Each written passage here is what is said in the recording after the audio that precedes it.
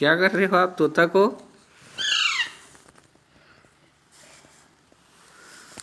चलो आप बाहर आ जाओ।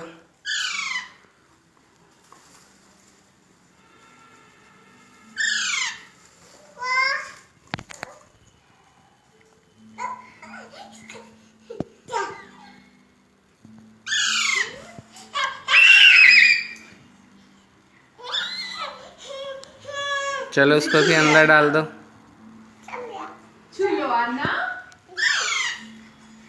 उसको ज्यादा परेशान नहीं करते।